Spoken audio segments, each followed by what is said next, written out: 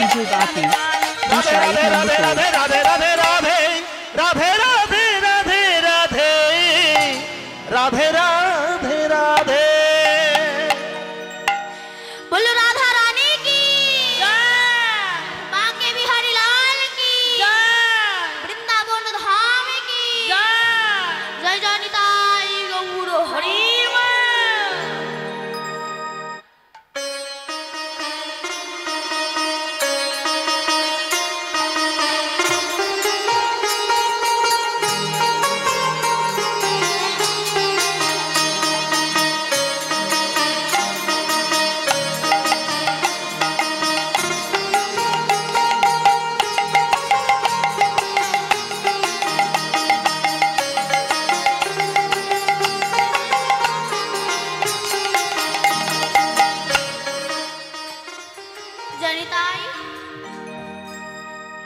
पहुंचे गला मधुमय श्री धाम वृंदावन धामे आस्ते मधुमय श्री धाम वृंदावन धामे गोविंदेर जब प्राकृत अहूत की लीला আমরা সাধন করব যে লীলা সাধন করতে আমরা ব্রতী হয়েছি এই লীলাটির নাম হলো শ্রীমতী রাধা রানীর মুখে আমার শ্রীকৃষ্ণের রূপ বর্ণনা লীলা মানে বিষ্ণুপ্রিয়া কাঞ্চনাকে এতক্ষণ বলেছিল এবার রাধা রানী সখীদের কাছে কেমন ভাবে কৃষ্ণ রূপের বর্ণনা করেছেন এটা আমরা একটু জানব আজ শ্রীমতী রাধা রানী যমুনার তটমূলে জল আনতে গিয়ে গোবিন্দকে দর্শন করে গৃহে ফিরে এসে ললিতা বিশাখা চম্পকলতিকা ইন্দুরেখা সুদেবী রঙ্গদেবী চিত্রা সুচিত্রাদি অষ্টসখীকে ডেকে বলছে ললিতা বিশাখা রে আমি একজন রূপের মানুষকে দেখে এলাম আস্তে তার রূপের কথা আজ আমি তোদের কাছে খুলে বলবো শোন আমি যমুনার তটকূলে গিয়ে কাকে দেখেছি জানিস আমার প্রাণ গোবিন্দকে দেখেছি দেখুন সংসারের মধ্যে থেকেও কিন্তু গোবিন্দের ভজনা করা যায় আজকে আর বেশিক্ষণ নাই আর 1 ঘন্টা এরপরে রাসলীলা আছে একটু শান্ত হয়ে বসুন আর বেশিক্ষণ আর 1 ঘন্টাও তাই নাই এইবার সংসারের মধ্যে থেকেও গোবিন্দের ভজনা করা যায় কেমন জানেন ঢেকি চেনেন ঢেকি চেনেন না এরা কি এরা ঢেকিও চেনে না রে চেনেন না চেনেন তা বলুন ওই ঢেকি কি করে পাথর ভাঙে পাথর ভাঙে ধান ভাঙে কিংবা চাল কোটে ওই চিড়ে কোটে দেখবেন একজনা ওই ঢেকির পেছনে লাথি মারে একজনা ঘরের ভিতর হাত দিয়ে ঘুরিয়ে দেয় না এই যে হচ্ছে তো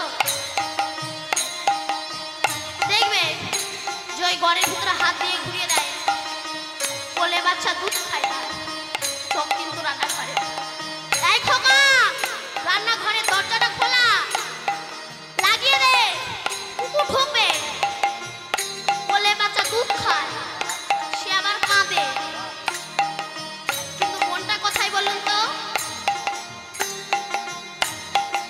মনটা কোথায় ঘরে কোলে বাচ্চা দুধ খায় চোখ রান্না ঘরে রয় ঢেকির কোনায় মন রয় তাই হাত ক্ষতি হলো না ভাই ওই ঘরের ভিতরে থেকে যদি মন উঠে যেত ঢেকি পড়ে হাতে ছড়ানো বিছড়ানো হয়ে যেত তেমনি সংসার করো স্বামী সেবা করো পুত্র প্রতিপালন করো মনটা গোবিন্দ চরণে দিয়ে দাও নিতাই গৌর হরি বল বলে গোবিন্দের কৃপা হবে তাই এই নাম এমন একটা বস্তু এই নাম আপনি যেখানে সেখানে করতে পারেন যেখানে সেখানে এই নাম করতে পারেন আস্তে আস্তে এত বলি শোনে না দেখবেন এক কাপড় ব্যবসায়ী গুরুদেবের কাছে দীক্ষা নিয়েছে তো গুরুদেব বলছে বাবা মনুষ্যকুলে জন্মগ্রহণ করে একেবারে কুত্তার মতো পৃথিবী থেকে চলে যেও না হরি ভজন করো ও তখন বলছে গুরুদেব আপনি তো জানেন আমার একটা কাপড়ের দোকান আছে হরিনাম করার সময় পাই না বলে কেন সকালবেলা উঠে করবে না গুরুদেব ওই সময় একটা তাড়াহুড়ো থাকে না, দোকানে যেতে হবে, হরি নাম করতে পারেন। ওই দেখ আমার দিকে তাকান, ওই দেখ ওই দেখ ওই দেখ করে যাচ্ছে কাকে?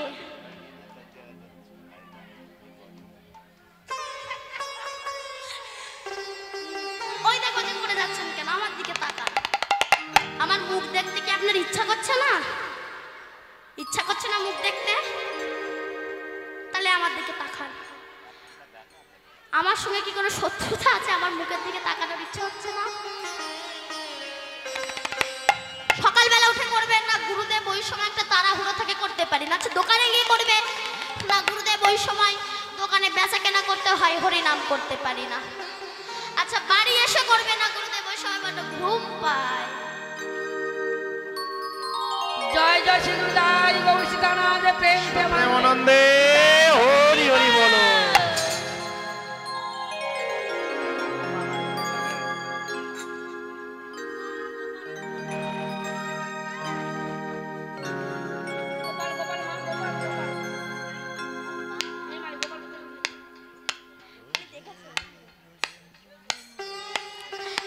আস্তে তা গুরুদেব বলছে, বাবা তোমার কি কোনো টাইমে একটু হরিনাম করার? বলে হ্যাঁ একটা সময় আছে। কখন না যখন পায়খানায় যায়, ওই একটাই সময় আছে। বলে ঠিক আছে বাবা, তুমি পায়খানা ঘরে বসেই নাম করবে। ও প্রতিদিন পায়খানায় যায়, বসে বসে নাম করে, রাম নাম করে, রাম নারায়ণ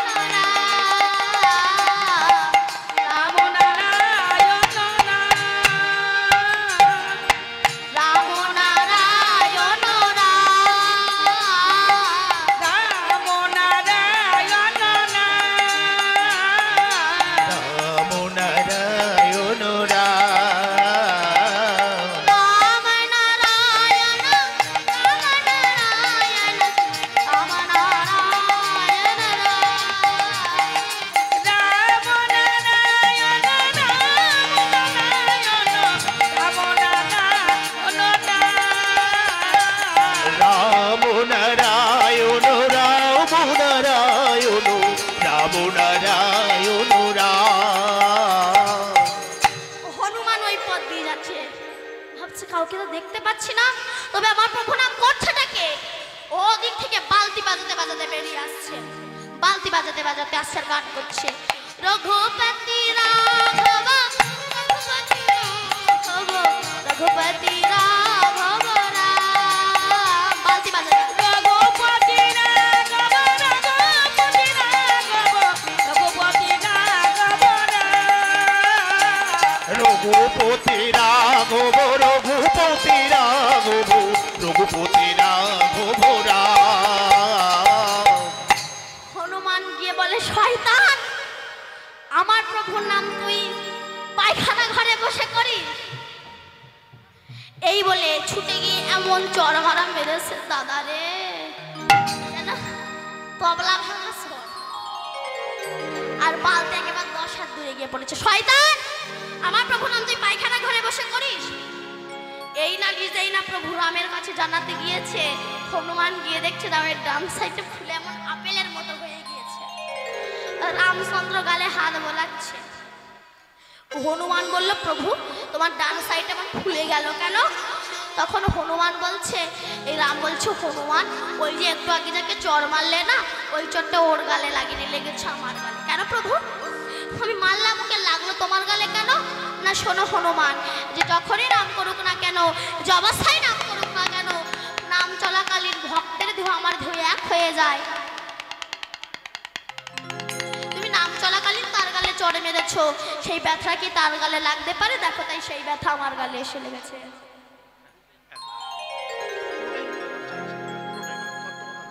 রূপের পদ, আচ্ছা তাই রাধারানী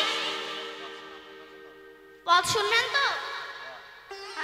আমি রূপের পদ অবশ্যই গাইব, আমি গাইবো না কীর্তনে। যদি মহাজনী পদ না থাকলো তাহলে সেই কীর্তনে একটু মানে আছে, আমি গাইবো, তবে আপনারা শুনবেন তো? এমন মানুষ শোনা মানে পদ শোনার মানুষ না এই কলিকালে খুব কম পাওয়া যায়। আস্তে তাই বলুন তো গৌরচন্দ্রিকার এতক্ষণ আমি কি পদ গাইলাম? এইবার রাধারানী সখীদের বলছে, সখীরে আমি এমন রূপের মানুষকে দেখলাম, তার কথা খুলে বলি। বলে বল। শোনো পদগুলো শোনো। রাধারানী তখন বলছে বল।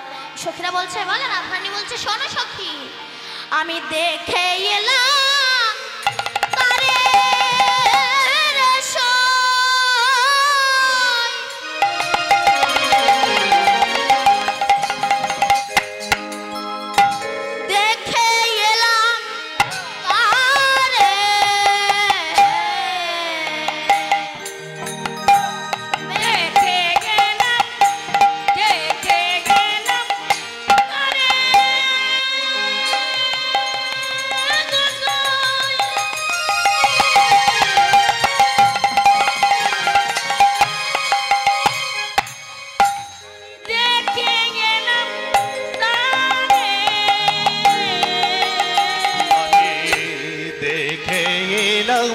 তারে গোসো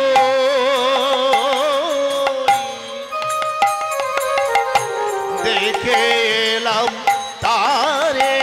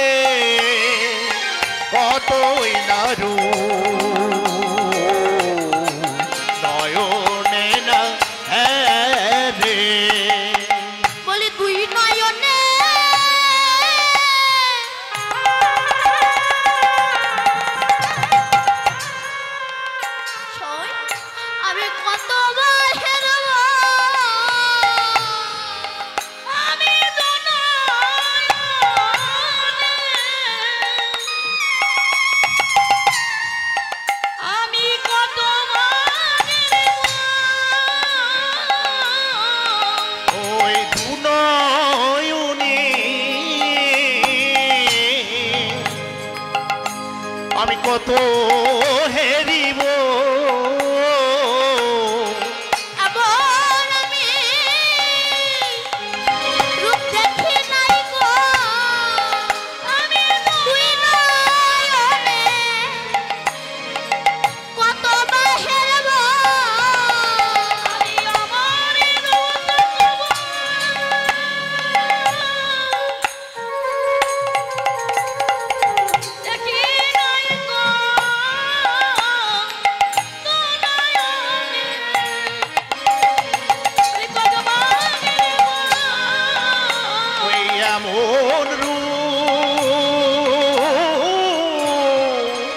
আমি কবু দেখি নাই গো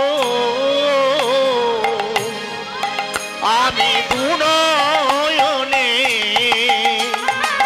কত হেরিব আমার লক্ষ্য আছে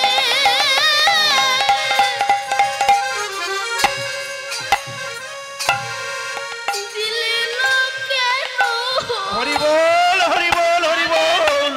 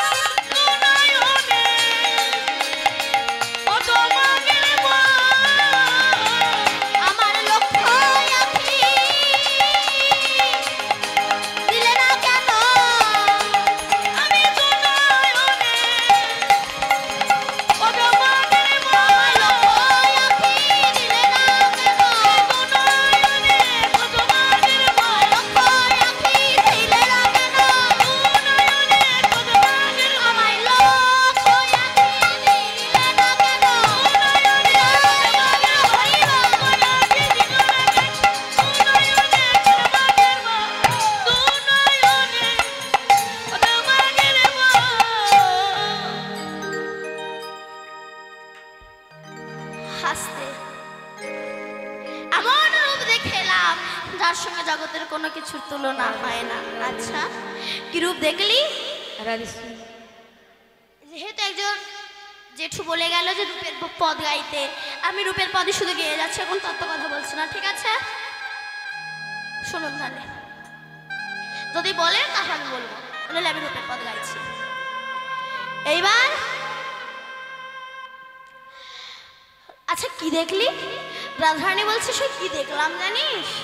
শোন, আগে তার মাথা থেকে পা পর্যন্ত বর্ণনা করি। হ্যাঁ, বলে বল। রাধারানী বলছে, সেই প্রথমেই গিয়ে দেখলাম বেঁধেছে বিনোদ চূড়া নবগুঞ্জা দিয়া, বেঁধেছে বিনোদ চূড়া নবগুঞ্জ দিয়া, বেঁধেছে বিনোদ চূড়া নবগুঞ্জা দিয়া, বেঁধেছে বিনোদ চূড়া নবগুঞ্জা দিয়া, বেঁধেছে বিনোদ চূড়া নবগুঞ্জ দিয়া, বেঁধেছে বিনোদ চূড়া নবগুঞ্জা দিয়া, তার উপরে ময়ূর পাখা বামে হেলাইয়া, তার উপরে ময়ূর পাখা বাবে গেলাইয়া, তার উপরে ময়ূর পাখা বামে হেলাইয়া, তার উপরে ময়ূর পাখা বামে হেলাইয়া, তার উপরে ময়ূরের পাখা বাবে গেলাইয়া, তার উপরে ময়ূর পাখা বামে হেলাইয়া, বলে চূড়া কেন বামে হেলে, চূড়া কেন বামে গেলে, চূড়া কেন বামে হেলে, মোহন মোহন চূড়া, চূড়া কেন বামে হেলে, মোহন মোহন মোহন চূড়া, চূড়া কেন বামে গেলে, মোহন মোহন মোহন চূড়া, চূড়া কেন বামে হেলে, আমার বধুর মাথার চূড়া, চূড়া কেন বামে হেলে, আমার বধুর মাথার চূড়া, চূড়া কেন বামে হেলে। প্রথমে দেখলাম মাথায় না চূড়া বাঁধা আছে, চূড়া, তার উপরে ময়ূর পুচ্ছ, মানে ময়ূরের পাখা বাম দিকে হেলানো আছে। আর জানিস এতদিন আমরা জানতাম যে আমার বধুর অঙ্গকান্তি কি, গোবিন্দের গায়ের রং কি, কালো, তাই তো? কিন্তু আজ আমি যমুনার তটবলে জল আনতে গিয়ে কি দেখলাম জানিস? কি দেখলি না? কালিয়া বর্ণখানি,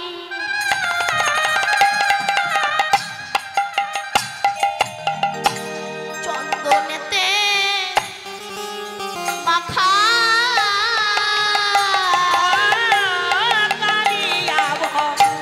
বদনখানি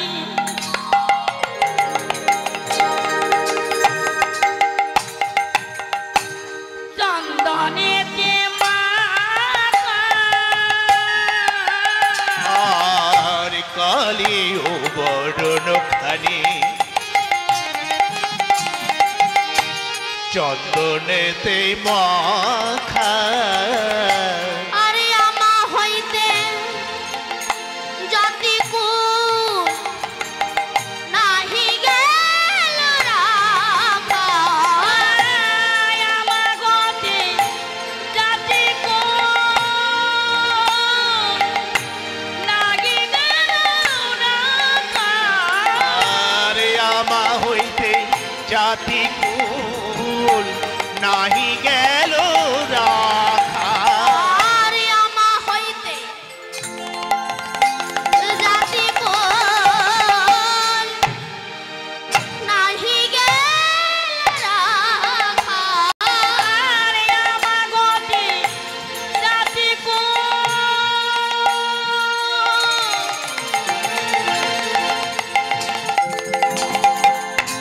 লাগি গেল রাখা, আরে আমা হইতে জাতি কুল নাহি গেল রাখা, বলি আমার একুল গেল, অকুল গেল, কুল গেল কুল গেল, আমার এ কুল গেল ও কুল গেল,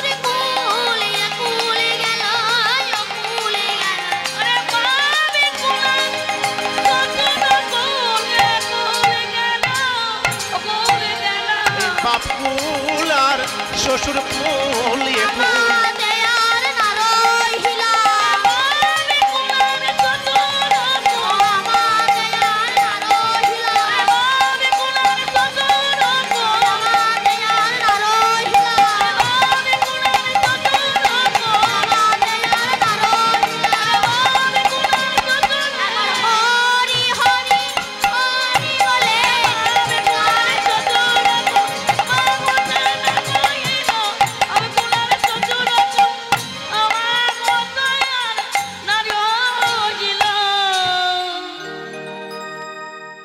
আর শুনবেন পদ পদ গেয়ে যাব না আমি যেমন তত্ত্ব বলছিলাম আমি পদ গাইব আপনারাই বলুন হ্যাঁ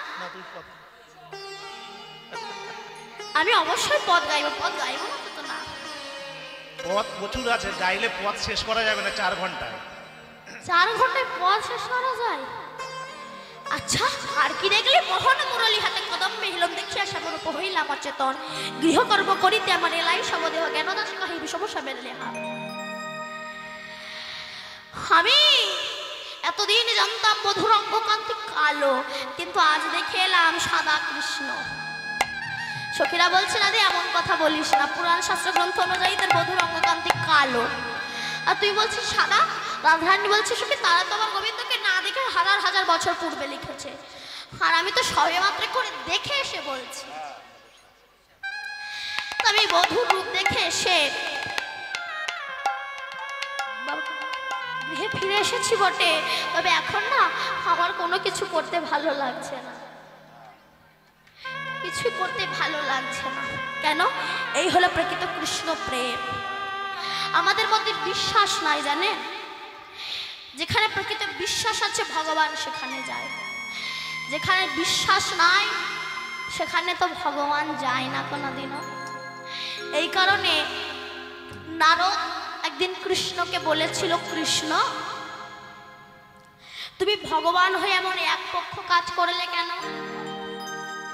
কেন না তুমি পঞ্চ পাণ্ডবের পক্ষে গেলে, কুরু পক্ষে গেলে না কেন? গোবিন্দ বলেছিল, নারদ দুর্যোধনেদের মনে বিশ্বাস নাই, তাই আমি ওদের দলে যাইনি। প্রমাণ না আগামী কল্লপ্রাতে যুদ্ধ হবে। গোবিন্দ আস্তে আস্তে মায়ের একটু মন দিয়ে শোনো, যুদ্ধ হবে। গোবিন্দ দুর্যোধনের কাছে গিয়ে বলল, দুর্যোধন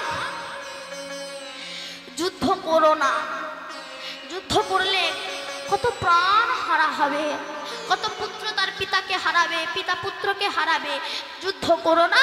এক কাজ করো, 5টা ভাইকে 5টা গ্রাম দিয়ে দাও, যুদ্ধ করো না। দুর্যোধন কি বলেছিল? বিনা যুদ্ধে সুচাগ্র মেদিনী না করিব দান। মানুষের যখন পতন হয় না তখন মানুষ পশুতে পরিণত হয়। কাকে কি বলে এই জ্ঞানটা মানুষের মধ্যে থাকে না। বিনা যুদ্ধে সূচের আগায় যতটুকু মাটি ওঠে সেটাও দান করবো না। বা ধোঁয়া দিও না, ধোঁয়া দিও না, অসুবিধা হচ্ছে, ধোঁয়া দিও না। গোবিন্দ বলেছিল, দুর্যোধন তোমার সর্বনাশ হবে। দুর্যোধন বলল, আমার শত্রু কৃষ্ণ আবার আমাকে জ্ঞান দিতে এসেছে। দুঃশাসন ওকে বেঁধে ফেলতো। যেই না দুঃশাসন মাঠে গেল, গোবিন্দ এখানে দাঁড়িয়ে ছিল, ওখানে চলে গেল। আবার যে ওখানে বাঁধতে গেল ওখানে দাঁড়িয়ে ছিল, ওখানে চলে গেল। আবার যে ওখানে বাঁধতে গেল চতুর্দিকে গোবিন্দ ছড়িয়ে গিয়েছে। কৃষ্ণ অট্ট হাসি দিয়ে বলেছিল, দুঃশাসন দুর্যোধন গরুর দড়ি দিয়ে কি আমাকে বাঁধা যায় গো? হরি বল, হরি বল। তা যদি হতো আমার মা তো কম চেষ্টা করেনি, 9 লক্ষ গরুর দড়ি জোড়া দিয়েছিল, আমাকে বাঁধতে পেরেছিল যতক্ষণ না আমি না বাঁধা পড়েছিলাম। দুর্যোধন আমাকে শক্তি দিয়ে বাঁধা যায় না, আমার সঙ্গে যুদ্ধ করতে গেলে লাগে না শক্তি, যদি থাকে কিঞ্চিত পরিমাণে ভক্তি, লাগে না শক্তি। দুর্যোধন বলেছিল এ তো যে সে ব্যক্তি নয় কৃষ্ণ। তাই দুর্যোধন কৃষ্ণকে বলেছিল, কৃষ্ণ আগামী কল্লপ্রাতে যুদ্ধ, বলো তুমি কার পক্ষে যাবে? তখন কৃষ্ণ বলেছিল, একদিকে আমার 10,000 নারায়ণী সেনা আছে, আর একদিকে আমি আছি, বলো তুমি কাকে নেবে? কাকে নিয়েছিল দুর্যোধন বলুন? মূর্খ তো, 10,000 নারায়ণী সেনা নিয়েছিল, কৃষ্ণকে নেয়নি। কৃষ্ণ বলেছিল, দুর্যোধন তুমি ভুল করছো। দুর্যোধন বলে, তাহলে আমার পক্ষে থাকো। বলে, আর থাকা সম্ভব না, তোমাকে থাকতেই হবে। গোবিন্দ বললেন, ঠিক আছে, কালকে আমি আমার ঘরে গিয়ে ঘুমাবো, আমি ঘুম চোখ খুলে যার আগে মুখ দেখব তার দলে গিয়ে আমি যুদ্ধ করব। গোবিন্দ জানে দুর্যোধন মূর্খ তো, মাথার ধারে স্বর্ণ চিয়া রেখে দেব, আর পায়ের ধারে একটা কুশাসনে রেখে দেব, আসন পেতে রেখে দেব। আর ঘুম চোখ খুলে কেউ কি মাথার দিকে তাকায়? সবাই পায়ের দিকে তাকায়। দুর্যোধন অহংকারী তো, ওই সিংহাসনে গিয়ে বসবে, আর অর্জুন আমার চরণ তলে বসবে। আমি ভক্তের হয়ে যুদ্ধ করতে পারবো, অধর্মের হয়ে আমার যুদ্ধ করতে হবে না। তাই বললো, আমি ঘুমাবো, তুমি আর যেও, আমি ঘুম চোখ খুলে যার মুখ আগে দেখবো তার পক্ষ হয়ে যুদ্ধ করবো। ব্যাস, গোবিন্দ গিয়ে ঘুমিয়ে আছে কপট নিদ্রায়, মাথার ধারে একটা স্বর্ণ চিয়া রেখে দিয়েছে সিংহাসন, আর পায়ের ধারে একটা আসন পেতে রেখে দিয়েছে। এইবার দুর্যোধন সর্বাগ্যে গিয়েছে। সর্বাগ্যে গিয়ে দেখছে গোবিন্দের মাথার ধারে একটা স্বর্ণ সিংহাসন পাতা আছে। মূর্খ তো, অহংকারী ব্যক্তি, ওই সিংহাসনের ওপরে গিয়ে বসে একটা পার উপরে আর একটা পা তুলে নাচাচ্ছে। আর দুর্যোধনের পায়ের নিচে শুয়ে আছে আমার গোবিন্দ। আর দুর্যোধনের ওই পায়ের ধুলো গোবিন্দের মাথায় পড়ছে। দেবতারা চমকে উঠেছে, দুর্যোধন এ কি করছো তুমি? যোগী মুনি ঋষি সাধক সাধিকা গন্ধর্ব কিন্নর দেবে দেবী কোটি কোটি জনম সাধনা করে যে চরণ পাই না, সেহেরা বিরিঞ্চিত বাঞ্ছিত ধন ভবের আরাধ্য দেবতা পতিত পাবন, যার চরণ স্পর্শে কাষ্ঠতরী স্বর্ণে পরিণত হয়েছে, যার চরণ স্পর্শে অহল্যা পাশানি মানবিনী হয়েছে, যার চরণ পাওয়ার জন্য যোগী মুনি ঋষি সর্বক্ষণ সাধনা করছে, যার চরণ স্পর্শে কত মানব কত দানব উদ্ধার হয়েছে, কত পশু হয়েছে, যার চরণ দেব দেবী সারা জগৎ উলুধ্বনি হরিধ্বনি করছে, আর সেই তার মাথার উপরে তুমি ছি ছি ছি ছি ছি ছি ছি ছি নামিয়ে দাও, নামিয়ে দাও দুর্যোধন, নামিয়ে দাও। অহংকারী ব্যক্তি তো। মানুষের পতন আসে কখন জানেন? এগুলো পতনের পূর্ব লক্ষণ। পতন যখন আসে মানুষের, মানুষ তখন পশুতে পরিণত হয়, এগুলো পূর্ব লক্ষণ পতনের। এইবার শেষে অর্জুন গিয়েছে। অর্জুন গিয়ে দেখছে দুর্যোধন বসে আছে। তো তখন অর্জুন ভাবছে, তাহলে দুর্যোধন আগে এসেছে মানে আমার গোবিন্দ হয়তো দুর্যোধনের পক্ষে হয়ে যুদ্ধ করবে। তাই চরণের ধারে বসে অর্জুন কাঁদছে আর বলছে, হে কৃষ্ণ সখা, আর জানি না তোমার সঙ্গে হবে কিনা দেখা, তবে মনুষ্যকুলে জন্মগ্রহণ করেছি যখন, তোমাকে আর পাই না, পাই বা না পাই এতে আমার দুঃখ নাই। ও হয়তো দুর্যোধন আগে এসেছে তাই তুমি দুর্যোধনের হয়ে পক্ষে যুদ্ধ করবে, হয়তো আমার পক্ষে আর তুমি আসবে না। তাই চললে যখন তুমি যাচ্ছ আমাদের কাছ থেকে, তোমার চরণে আমার একটাই বিনতি, যতবার আমার পৃথিবীতে জন্মগ্রহণ, আমার যতবার পৃথিবীতে হবে, ততবার যেন আমি কৃষ্ণ চরণ হৃদয়ে ধরে কাঁদতে কাঁদতে যেন আমি কৃষ্ণ ভক্ত মাতৃগর্ভে জন্মগ্রহণ করতে পারি, হরি এছাড়া আর কিছু চাই না। তুমি যখন চলে যাচ্ছ আসতে, শেষের বেলায় অর্জুন গোবিন্দের কাছে কেঁদে কেঁদে প্রার্থনা করছে, হে দয়াময় আসতে একটুখানি গানটা গাই কেমন? অর্জুন শেষের বেলায় কাঁদছে আর বলছে, হে কৃষ্ণ দয়াময় সখা,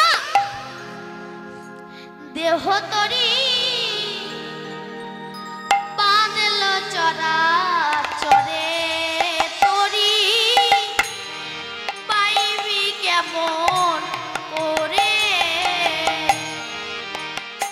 চরাচর বলছেন, চরাচর হায় রে, নদীতে চরাচর বোঝেন না?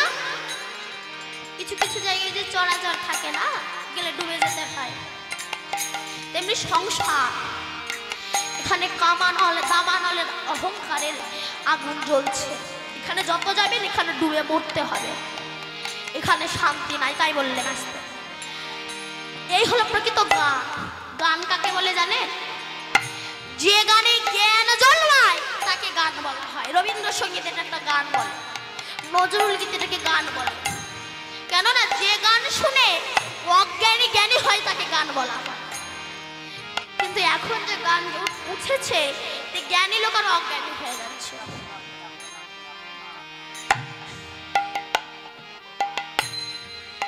এইবার তাই অর্জুন কাঁদছে আর বলছে, হে দয়াময়, দেহ তরি বাঁধল চরা চরে তরি পাইবি কেমন করে। দিনের আলোয় না ছড়ালে পড়বি অন্ধকারে তরি পাইবি কেমন করে তরি পাইবি কেমন করে। কথাগুলো যদি হৃদয়ঙ্গম করতে পারেন ভালো লাগবে, না করতে পারলে ভালো লাগবে না। একটু মন দিয়ে শোনো, বুঝতে পারবে। দিনের আলোয় না ছড়ালে পড়বি অন্ধকারে। কোন অন্ধকারে? জীবনের শেষ অন্ধকারে। চরাচরে যদি একবার দেহ নৌকাটা বেঁধে যায় আর পার হতে পারবে না। তাই বললেন, সময় থাকতে না বাহিয়া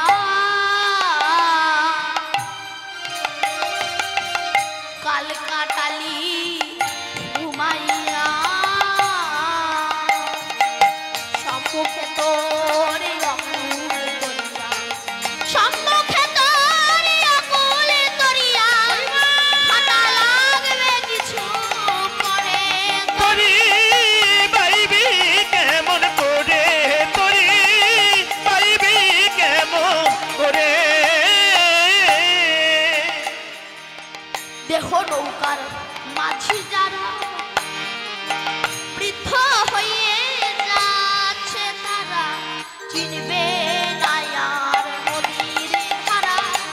আধার নেমে এলে তরি পাইবি কেমন করে তরি পাইবি কেমন করে। দেহ নৌকার মাঝি কারা?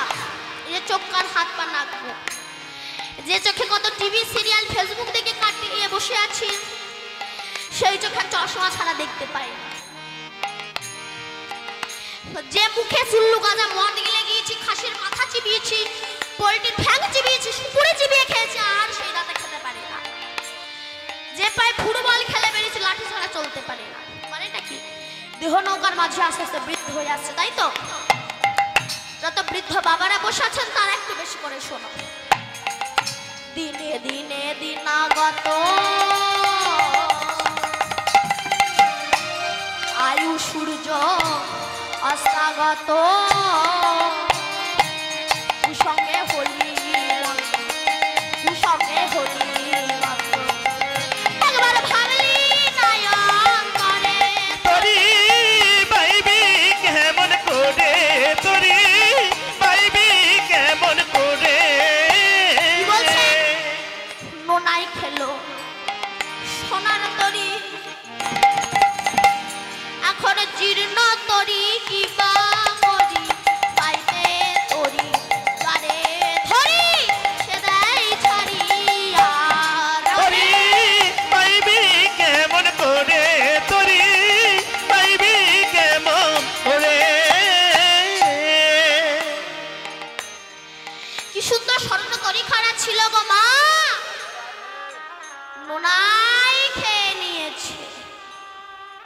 কেন? মানুষ মনুষ্যকুলে জন্মগ্রহণ করে কত ডিগ্রি চেঞ্জ করে, তবু মনের ভুলে একবার গৌর গোবিন্দের নাম করে না। আমরা কত ডিগ্রি, আস্তে আস্তে ছোট করে বাজাও,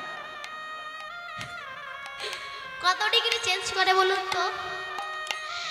কোনো বাড়িতে যখন কোনো ছেলে জন্মগ্রহণ করে তখন সব প্রথম হয় কি? খোকা, তাই তো? খোকা। এবার সেই খোকা নার্সারি, এলকেজি, ইউকেজি, 1 2 3 4 কত ডিগ্রি চেঞ্জ করে। বড় হলো, বাবা ছেলের মাথায় টোপর পরিয়ে দিল, ছেলে বিয়ে করলো, হয়ে গেল বড় বড় ডিগ্রি চেঞ্জ। বিয়ের সময় মেয়েরা কাঁদে না? কাঁদে তো? কেঁদেছেন আপনারা? ওই আপনারা কাঁদেননি? একটু হাসে, হ্যাঁ একটু কাঁদো না।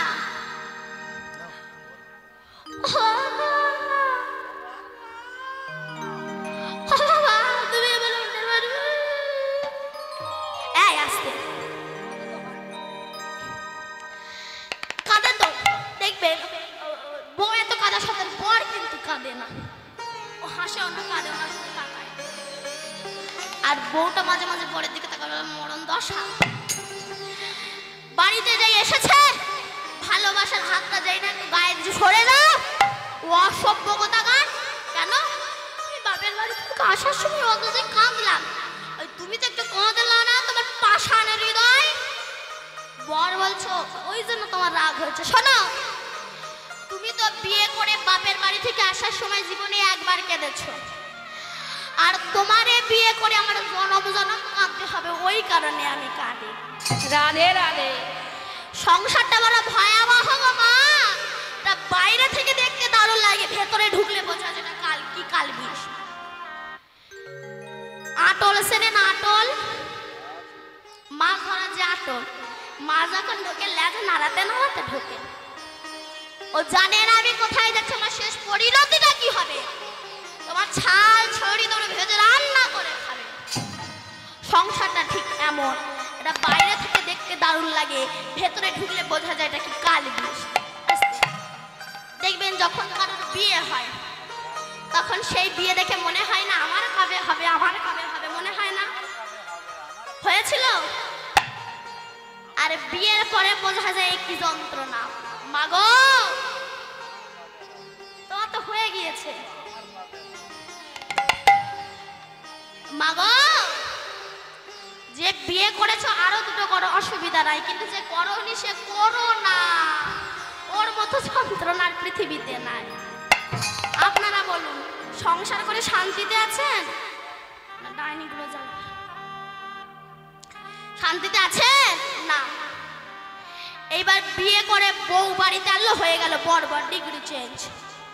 কিছুদিন পরে তার যখন একটা ছেলে হলো, হয়ে গেল কি বাবা ডিগ্রি চেঞ্জ। এইবার সেই ছেলে বড় হয়ে তারে বিয়ে দিলে, তারপরে কি হলো? শ্বশুর। কিছুদিন পরে তার যখন একটা নাতি হলো, হয়ে গেল দাদু। লাস্ট স্টপেজ, ছেলে আর বাবা বললে ডাকে না, বাবার কাছে যায় না। আর যদি চুল কাটা ভুরু ছাটা ছিটিয়াল বউ ঘরে ঢোকে, সে বউ গিয়ে বলে বাবা